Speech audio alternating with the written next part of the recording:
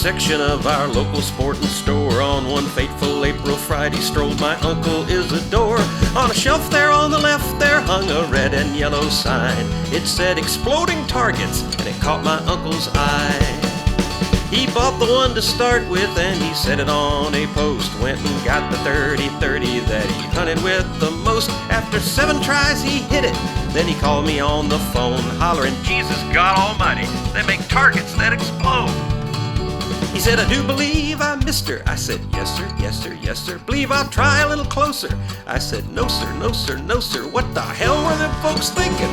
I guess we'll never know when they sold my Uncle Isidore them targets that explode."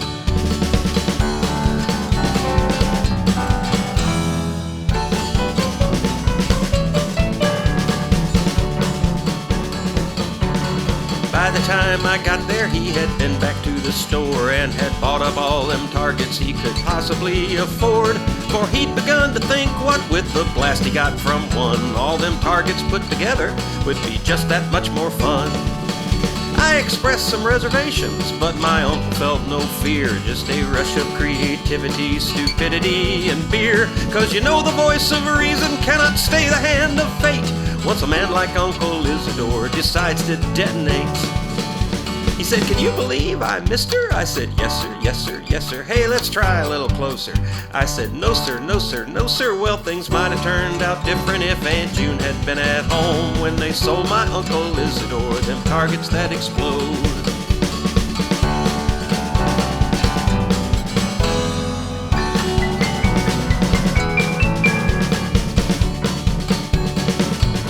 He mixed them all together in a number 3 wash tub.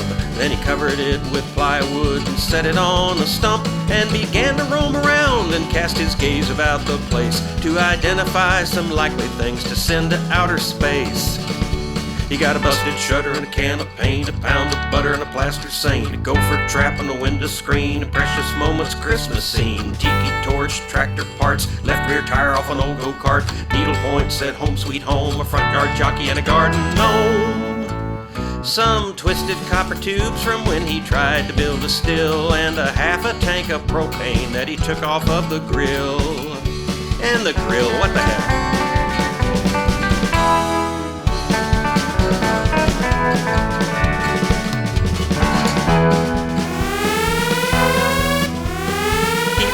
Shoot, and it right then occurred to me there was somewhere very far away I really had to be. So when he finally hit his mark, I wasn't there to see, but we all heard Uncle Isidore go down in history. Seismologists in Memphis saw the wiggle on their charts. All the old folks in 3 counties went down clutching at their hearts. Preachers said the final trumpet will not likely be that loud, and folks in Oklahoma say they saw the mushroom cloud. They said, "I guess he finally hit her." I said, "Yes sir, yes sir, yes sir. Never should have moved in closer." I said, "No sir, no sir, no sir. All his friends there at the funeral say one thing they'd like to know. Where can they get them some of them targets